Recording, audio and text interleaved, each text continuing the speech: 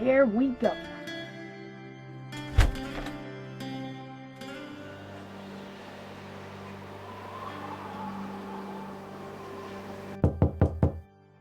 Yes? You startled me.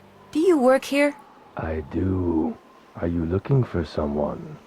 Yes, Camille Hurley. She died back in the 1800s. Ah, Camille. Beautiful crypt, wonderful view, good drainage. Whoever buried her must have loved her very much. May I go inside it? You may, but unfortunately you can't. Why not? I accidentally dropped the key down the grate that's in front of the crypt. If you can retrieve it, you can keep it. I'm having another one made. But if you do go into the crypt, just remember, you won't be alone.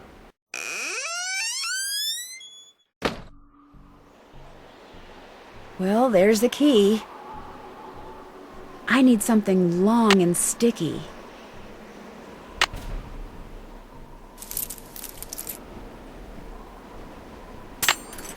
Gotcha.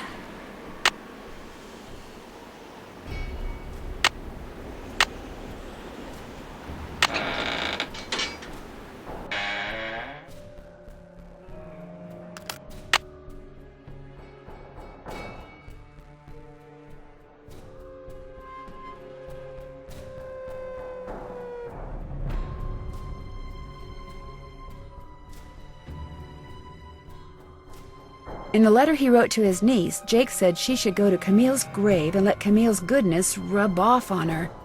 Rub as in rubbing, maybe? If I am supposed to make rubbings of these pillars, I'll need a pencil, which I already have, and some nice thin paper.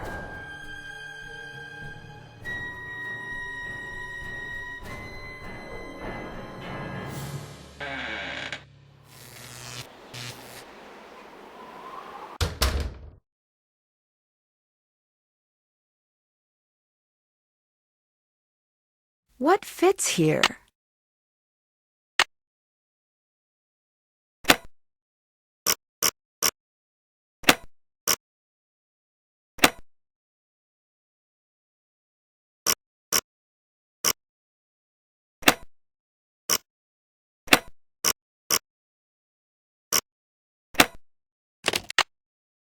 Well, here's Jake's lamp. Another slug. Could come in handy. But where's his pickaxe?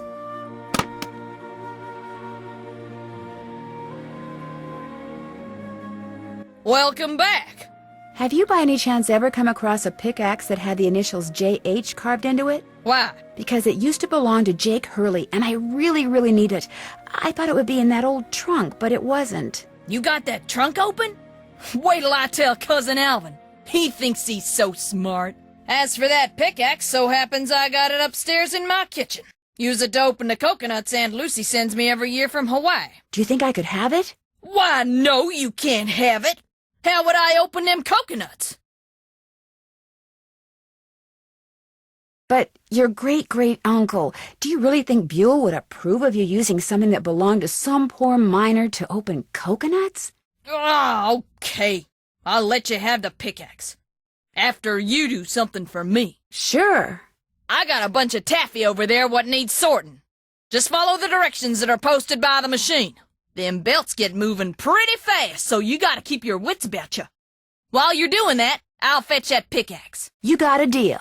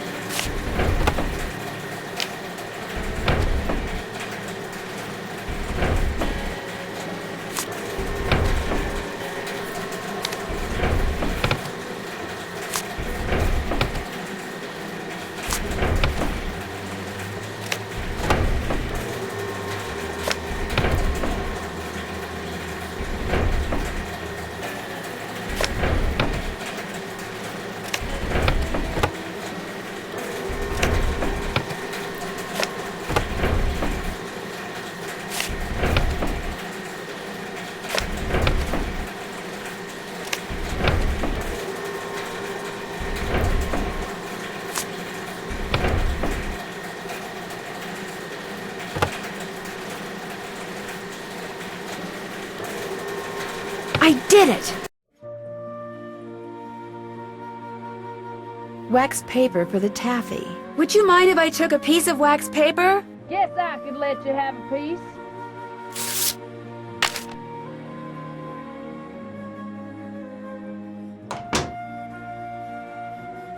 Got that taffy sorted? No problem. That was easy. You sneak any freebies while you were at it? Oh no, I would never do that.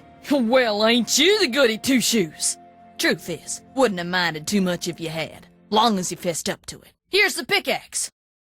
Cracked the handle pretty bad on the last batch of coconuts. You sure you want it? Positive. There you go. Don't hurt yourself. I won't. Thank you.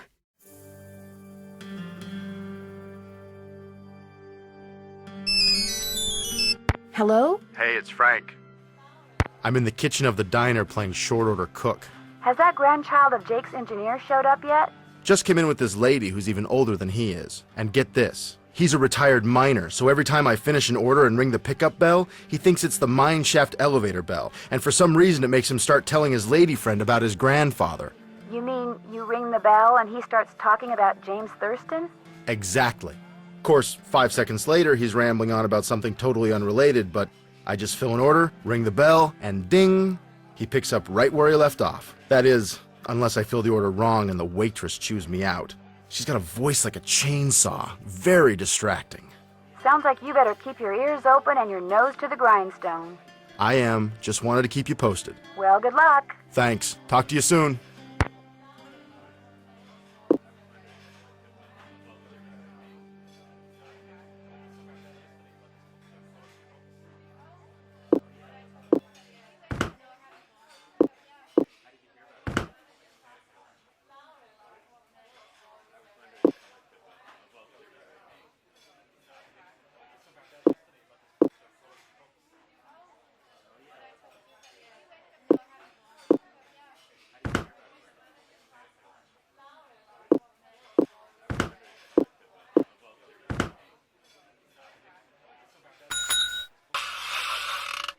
So do you know what you want to order yet, Edna? I'm still looking.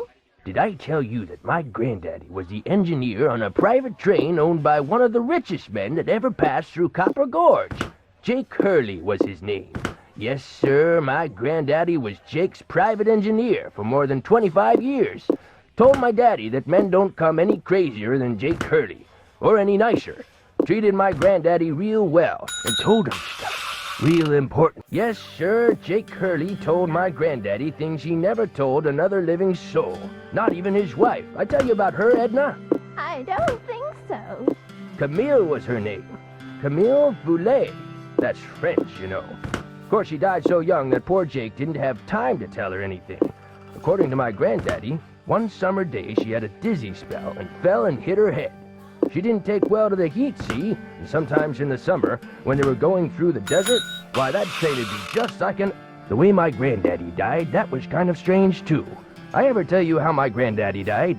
No, I don't think you did. My daddy, he came home from school one day to find a railroad official telling his mom that Granddad been found dead in Blue Moon Canyon, Nevada. He was in the engine of Jake Hurley's train, just kind of slumped over with his hand still on the throttle. The strange thing is, nobody else was on board the train, yet the door to the engine was locked and barred. It was like Granddad was trying to keep someone out, like he was running from something, like something finally scared him so bad his heart just stopped.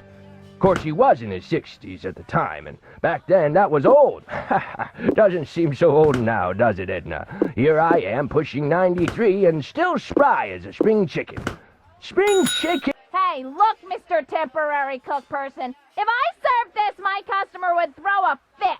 Just make me what's on that check, okay? That cook had better get on the stick, or we're all gonna go deaf out here.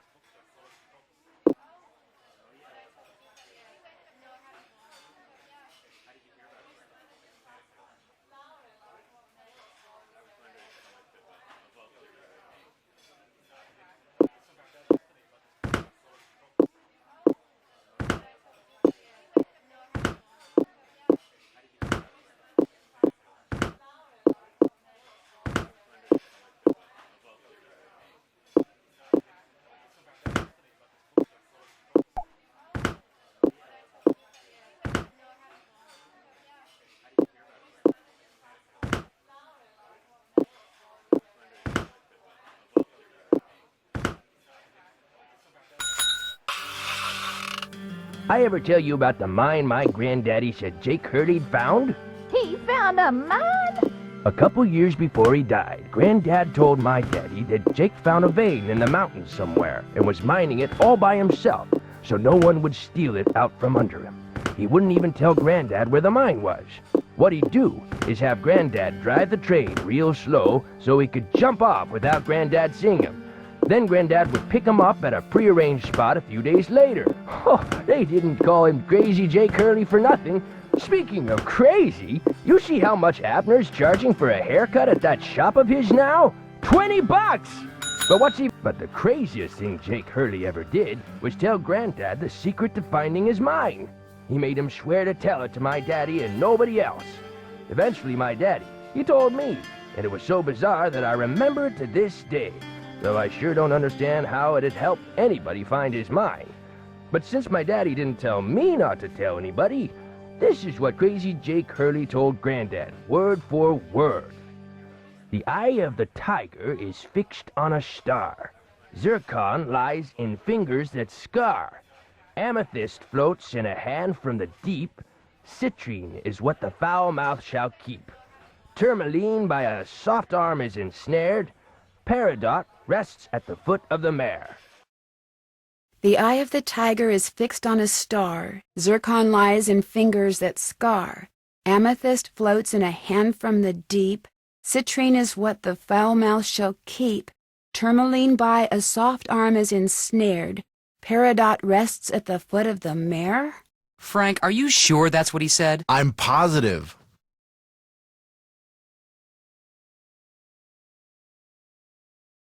Are you sure that's all he said? Look, this guy was old, okay? I mean, we're talking Jurassic. And guys that old don't joke around. They don't have time to. What you just heard is what I heard, word for word. Got anything else? I almost forgot. You gotta check this out. It's just an old letter, Frank. You bet it's an old letter. From Samuel Clemens. Oh my gosh, where'd you get this? I found it in the caboose. Apparently he and Jake were pen pals. Wish I had a famous writer for a pen pal.